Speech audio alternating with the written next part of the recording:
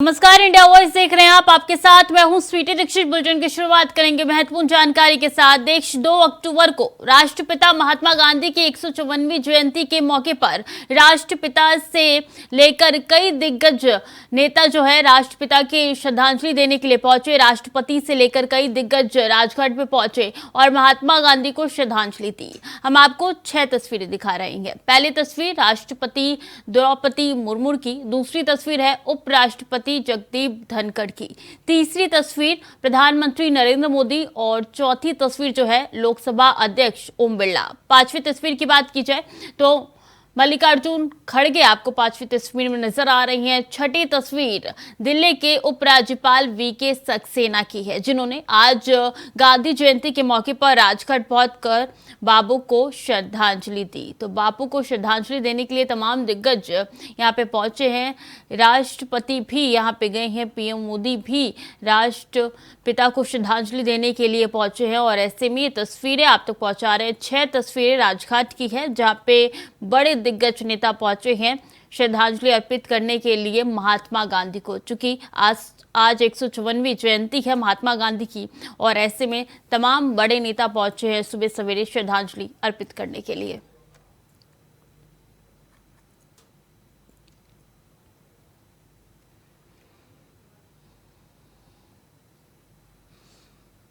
और राजस्थान विधानसभा चुनाव लड़ सकते हैं 3 केंद्रीय मंत्री गजेंद्र सिंह शेखावत, अर्जुन राम मेघवाल, कैलाश चौधरी चुनाव लड़ सकते हैं। सूत्रों के हवाले से जानकारी है।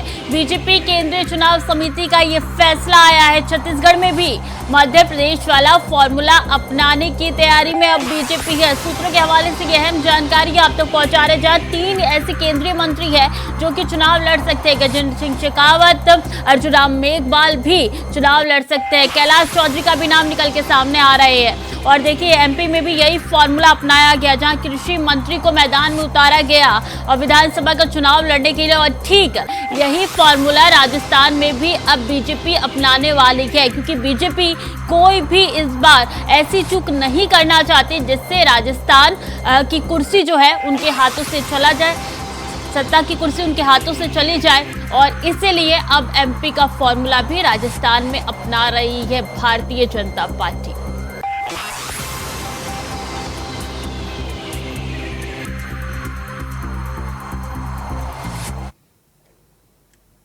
और इस बीच एक और महत्वपूर्ण जानकारी, राजस्थान मध्य प्रदेश के चुनावी दौरे पर पीएम मोदी रहने वाले हैं। 26,000 करोड़ की परियोजनाओं का देंगे सौगात। चित्तौड़गढ़ के बाद ग्वालियर में भी करेंगे जनसभा को संबोधित। तो आज राजस्थान और मध्य प्रदेश के चुनावी दौरे पर प्रधानमंत्री नरेंद्र मोदी रहने वाले हैं। 26,000 करोड़ की परियोजनाओं की देंगे प्रधानमंत्री सौगात और कई ऐसी रैलियां हैं जिनको संबोधित भी करेंगे प्रधानमंत्री। राजस्थान मध्य प्रदेश में चुनाव है, विधानसभा चुनाव से कुछ ही महीने बाद, और ऐसे में बीजेपी अपना एक के बाद एक धुरंधर उतारती हुई मैदान में नजर आ रही है। पीएम नरेंद्र मोदी बता दें कि राजस्थान और मध्य प्रदेश के चुनावी दौरे पर रहने वाले हैं। जनसभा को भी उनके द्वारा संबोधित किया जाएगा और चुनावी हुंकार यहां से पीएम नरेंद्र मोदी भरने वाले हैं। 26,000 करोड़ की परियोजनाओं की सौगात भी देंगे यहाँ पे प्रधानमंत्री, जो राजस्थान मध्य प्रदेश के चुनाव दौरे पर रहेंगे। पीएम मोदी चित्तौड़गढ़ के बाद ग्वालियर में करेंगे जनसभा को संबोधित।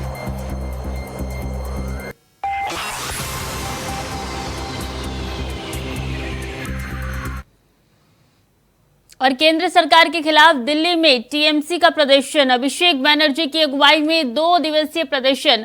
बंगाल की योजनाओं की बकाया राशि नहीं देने का आरोप है और इसलिए ये 2 दिवसीय प्रदर्शन अब टीएमसी करने वाली है राजधानी में। अभिषेक बनर्जी की अगुवाई में ये प्रदर्शन होने जा रहा है।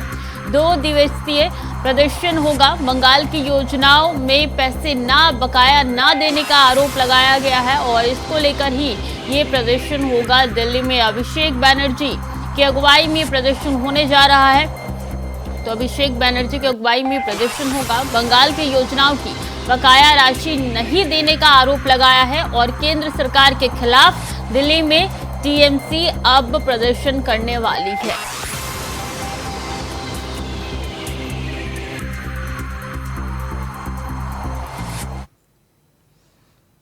वहीं कर्नाटक से महत्वपूर्ण जानकारी निकल के सामने आ रही है। शिवमोगा में ईद उल मिलाद की जुलूस में झड़प हुआ है। दो धार्मिक समुदाय के बीच में झड़प हुई है।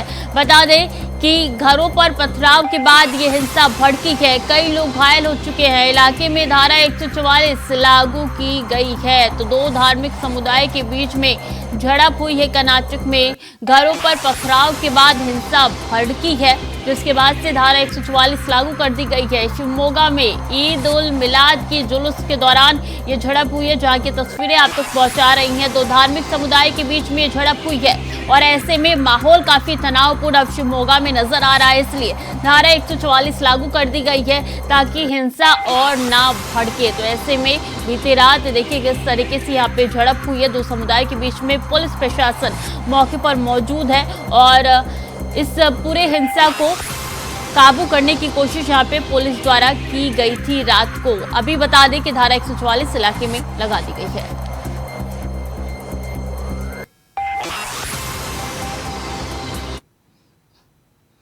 रायबरेली में प्रधानमंत्री नरेंद्र मोदी की अपील के बाद स्वच्छता की सेवा मिशन कार्यक्रम का आयोजन हुआ, जहां मुख्य अतिथि के तौर पर मंत्री दिनेश प्रताप सिंह ने शिरकत की। साथ ही नोडल अधिकारी रजनीश गुप्ता, डीएमएसपी समेत प्रशासनिक टीम भी मौजूद रही, जिसके बाद सभी लोगों ने शहीद स्मारक में झाड़ू लगाया और कार्यक्रम में मौजूद लोगों को शपथ दिलाई। तो वहीं शपथ के बाद हस्ताक्षर अभियान चलाया गया, जिसमें मंत्री ने मोदी की सोच को आगे बढ़ाने और स्वच्छता अपनाने की अपील की।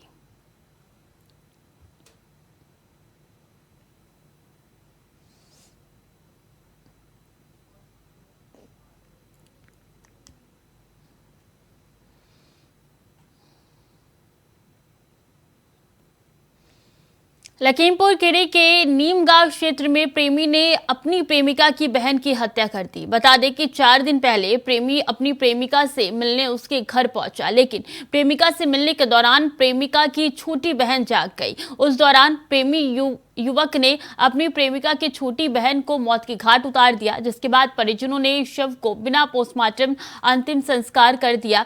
तो वहीं मितौली सीओ सुबोध जायसवाल ने बताया कि हत्या का मुकदमा दर्ज कर लिया गया है और आगे की जांच पड़ताल की जा रही है। आदेश मिलने के बाद शव को बाहर निकलवाकर पोस्टमार्टम कराया जाएगा।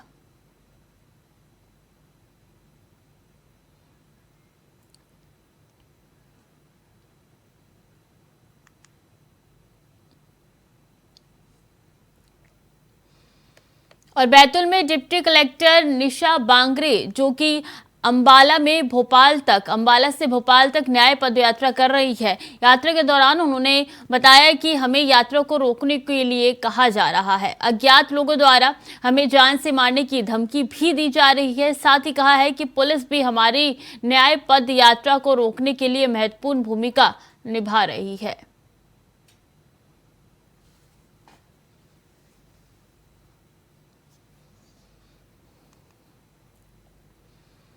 और मुरादाबाद के सदर कोतवाली में एक महिला ने जेठ और नंदोई पर हलाला के नाम पर दुष्कर्म करने का गंभीर आरोप लगाया था। तो वहीं महिला ने अपने पति के सहित कुल 8 लोगों के खिलाफ मुकदमा दर्ज कराया था। बता दें कि पीड़िता ने अपने शिकायती पत्र में आरोप लगाते हुए लिखा है कि शादी के कुछ दिन बाद से ही मुझे दहेज के लिए प्रताड़ित करने लगे।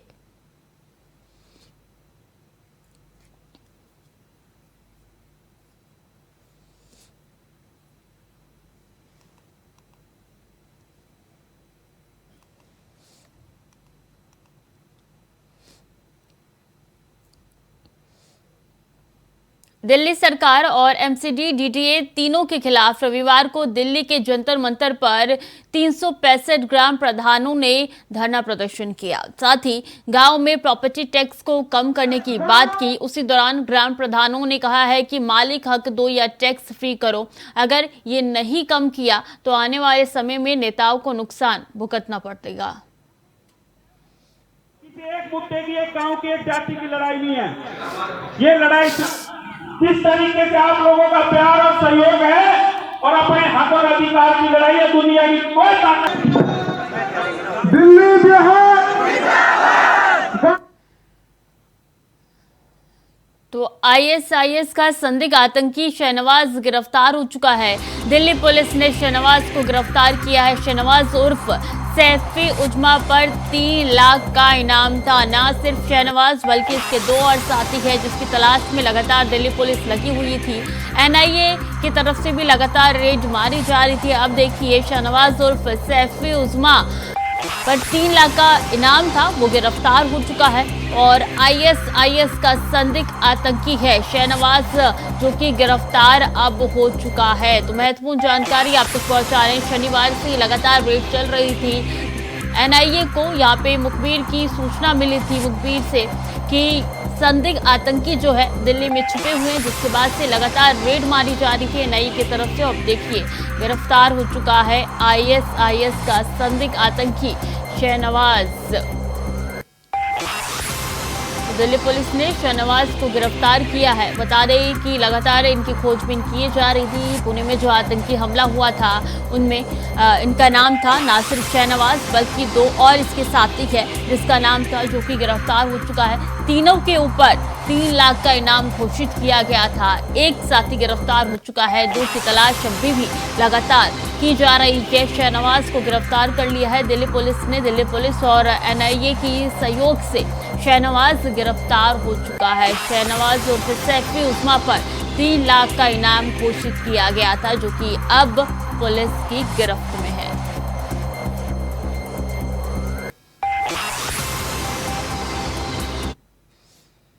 और राष्ट्रपिता महात्मा गांधी की जयंती पर विशेष सफाई अभियान के तहत संभल में कैबिनेट मंत्री धर्मपाल सिंह ने झाड़ू लगाकर सफाई की। बता दें कि डीएम सहित अधिकारियों और भाजपाइयों ने भी इस दौरान कूड़ा कचरा साफ कर पीएम मोदी के स्वच्छता मिशन का समर्थन किया।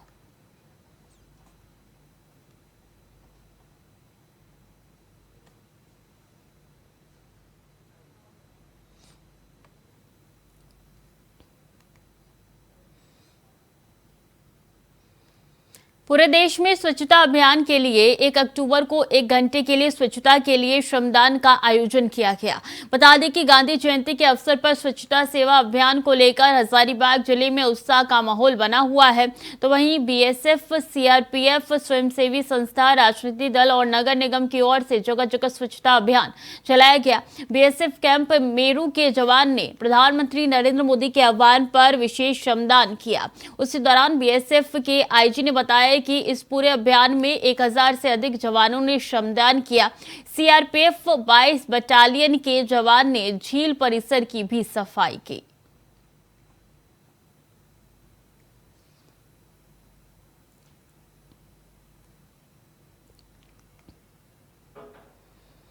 तो पूरे देश में स्वच्छता अभियान का आयोजन हुआ है और इसमें सहयोग न सिर्फ आमजन बल्कि बीएसएफ और सीआरपीएफ भी दे रही हैं। सफाई अभियान हर तरफ चलाया गया क्योंकि पीएम मोदी का आह्वान था और इस मौके पर हर किसी ने श्रमदान दिया। स्वच्छता के लिए लगातार एक कदम आगे बढ़ाया जा रहा था और इसी संदर्भ में बीएसएफ और सीआरपीएफ के कई ऐसे जवान हैं जिन्होंने अपना श्रमदान दिया।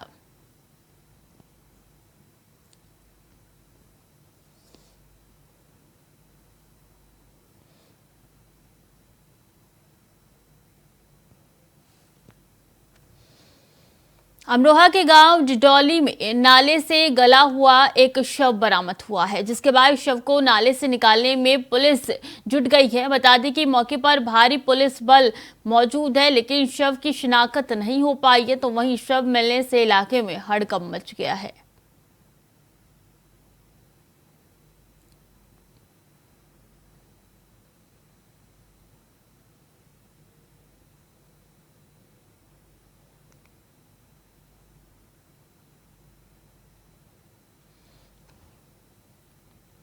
बुरहानपुर जिले में देर रात एक घटना घट गई है। दरअसल नेपा नगर की बीजेपी की पूर्व विधायक मंजू दादू की छोटी बहन ने अज्ञात कारणों के चलते अपने ही घर में फांसी लगा ली, जो कि वर्तमान में खकनार की अध्यक्ष भी थी। वहीं फांसी लगाने के बाद पूजा दादू को बुरहानपुर के निजी अस्पताल में ले जाया गया, जहां डॉक्टर ने उनको मृत घोषित कर दिया। सूत्रों की माने तो कल सुबह तक मुख्यमंत्री शिवराज सिंह चौहान भी शव यात्रा में अंतिम विदाई के लिए उनके गांव कान्हापुर पहुंच सकते हैं।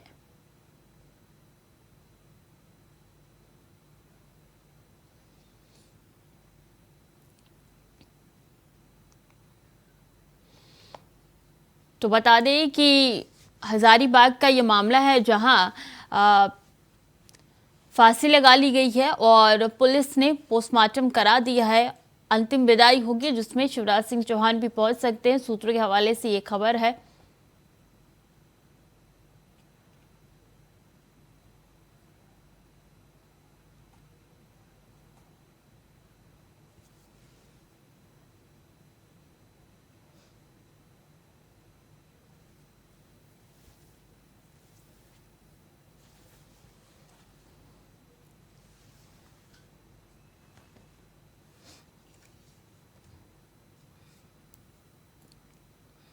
और हजारीबाग के मणिपाल स्कूल भवन में शनिवार को एक मिस्त्री काम कर रहा था। तभी काम के दौरान मिस्त्री स्कूल भवन की चौथी मंजिल से नीचे गिर गया, जिसके तुरंत बाद मिस्त्री को शेख भिखारी मेडिकल कॉलेज अस्पताल में इलाज के लिए भेजा गया था, लेकिन मिस्त्री की रास्ते में ही मौत हो गई। तो वहीं पुलिस ने शव का पोस्टमार्टम कराकर परिजनों को शव सौंप दिया है। उसी दौरान लोह सिंघना थाना प्रभारी विपिन कुमार यादव ने कहा है कि घटना को लेकर किसी ने लिखित आवेदन नहीं दिया। आवेदन मिलने पर न्याय संगत कार्रवाई करने की बात कही गई है।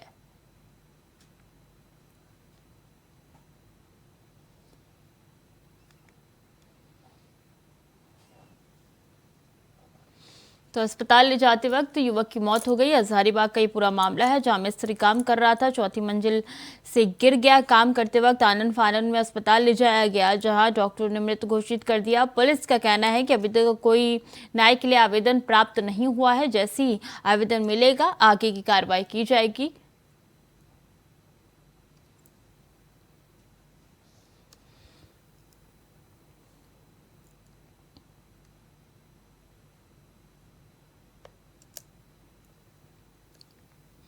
स्वच्छता ही सेवा पखवाड़ा के तहत बीते देश भर में स्वच्छता के लिए श्रमदान कार्यक्रम का आयोजन किया गया।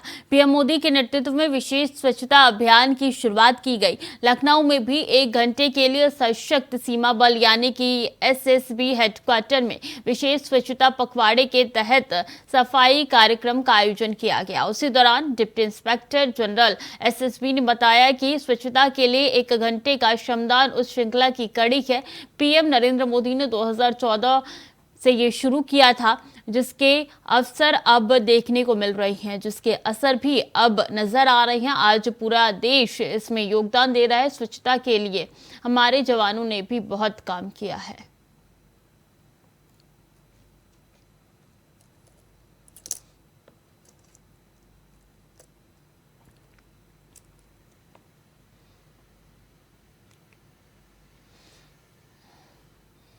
और कासगंज में शराब के लिए रुपए ना देने पर पति ने पत्नी को ईंटों से मार मार कर मौत के घाट उतार दिया। साथ ही मौके पर मौजूद लोगों ने महिला के पति को पकड़कर पुलिस के हवाले कर दिया। इस दौरान मौके पर पहुंची पुलिस ने शव को कब्जे में लेकर पोस्टमार्टम के लिए भेज दिया और आरोपी पति पर मामला दर्ज करके आगे की कार्रवाई शुरू कर दी है।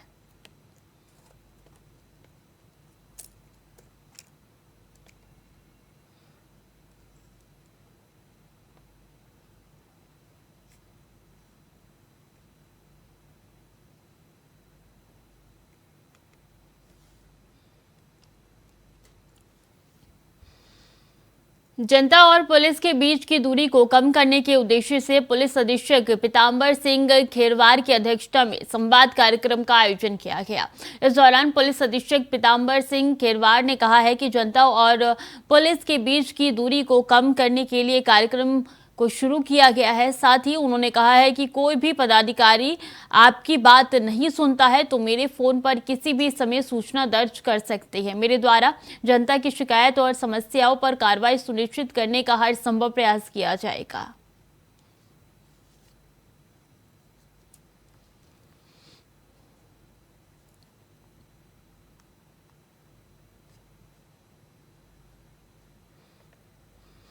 अलीगढ़ स्वच्छता ही सेवा पखवाड़ा के तहत बीते दिन जिलाधिकारी इंद्र विक्रम सिंह ने सफाई अभियान चलाया। बता दें कि प्रशासनिक अधिकारियों द्वारा 1 घंटे श्रमदान दिया गया। इस दौरान मुख्यमंत्री के निर्देश के क्रम में हर गांव, वार्ड, तहसील, जिले में स्वच्छता अभियान चलाया जा रहा है। साथ ही बड़ी संख्या में लोग इस अभियान में शामिल हो रहे हैं।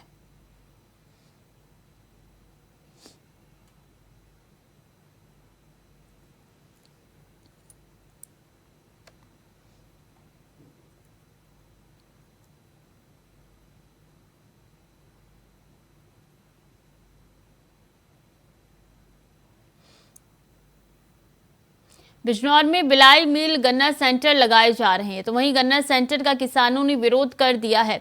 बता दें कि गन्ना के पुराना भुगतान को लेकर किसानों ने हंगामा किया। गन्ना का भुगतान ना होने के कारण किसानों ने बिलाई मिल को गन्ना ना देने की बात भी कही। तो वहीं पूरा मामला बिजनौर के हल्दौर क्षेत्र के गांव सुल्तानपुर का बताया जा रहा है।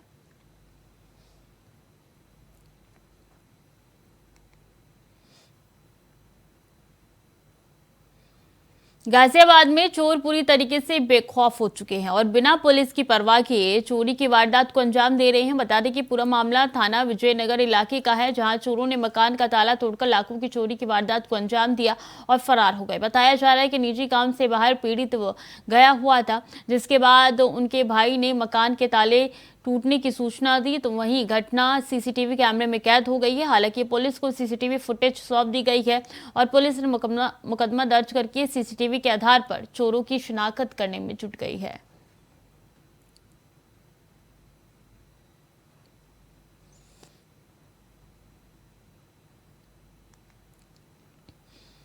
कुरुक्षेत्र में थानेसर विधायक सुभाष सुधा ने गांव खेड़ी मारकंडा की सड़क सहित हल्के की 4 सड़कों के निर्माण कार्य का शुभारंभ किया। तभी विधायक सुभाष सुधा ने कहा है कि सरकार की तरफ से हरियाणा के सभी विधायकों को हर हल्के में निर्माण कार्य के लिए 25 करोड़ रुपए दिए गए थे। बता दें कि सड़कों के निर्माण कार्य के लिए 25 करोड़ रुपए दिए गए थे, जिसको लेकर हल्के की कई सड़कों का निर्माण कार्य शुरू किया जा रहा है।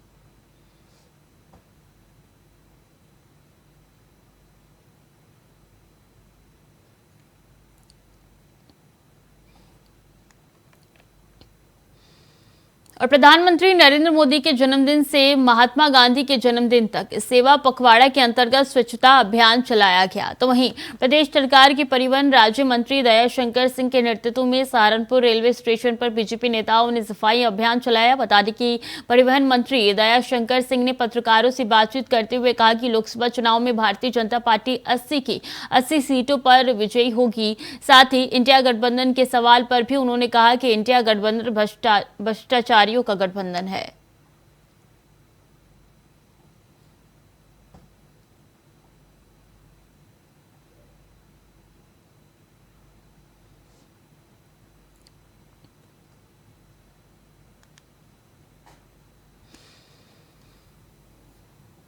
तो फिलहाल के लिए बुलेटिन में इतना ही। खबरें लगातार जारी है, देखते रहिए इंडिया वॉइस।